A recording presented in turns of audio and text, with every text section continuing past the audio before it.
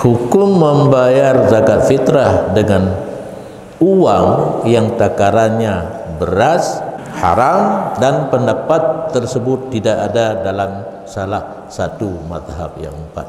Bahkan mazhab pun hanagi istimbat maknan yu'ammimu ba hadis yang menyatakan zakat.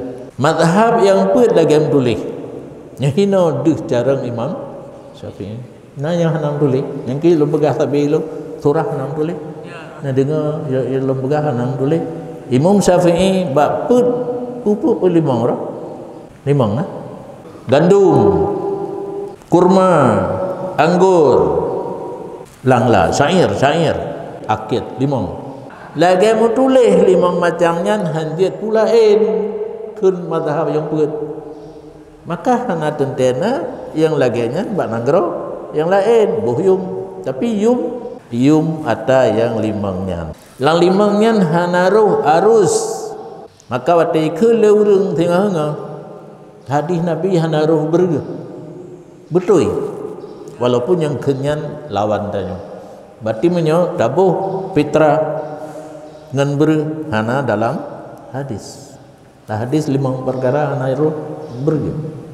Yang pebah mazhab dia bohyum, tapi yum adanya karena hak adanya hana terdapat di setiap nanggro. Imam Syafi'i yang limangnya kan maksud lagi yang tulis baklun na yahana mu tulis kut getulih lima macam, tapi yang maksud kut makanan pokok. Punya makanan pokok berangkapat tempat nah menurut masing-masing.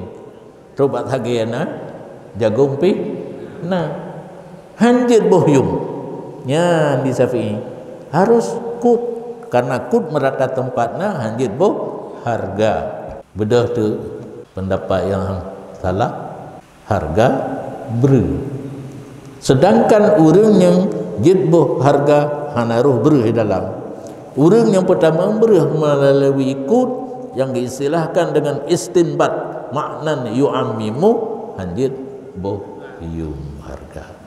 Tak bedah tu tanya tak boh peng harga yum ber bak Syafi'i hansa bak mazhab pun hansa. Hansa bak Syafi'i ilun hanjir boh yum mesti kut makanan pokok. Bak orang je hansa kamu ana ber dalam.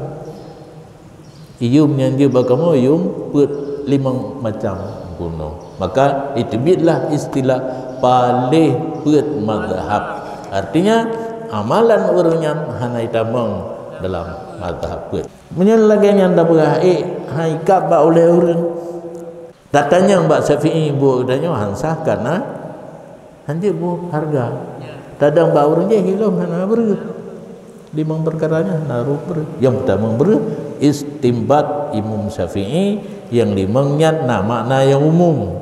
Istimbatnya dua, maknan yu'ammimu, maknan yukhas sisu. Hadis limang macam gecau yang umum kut kai damang ber dalam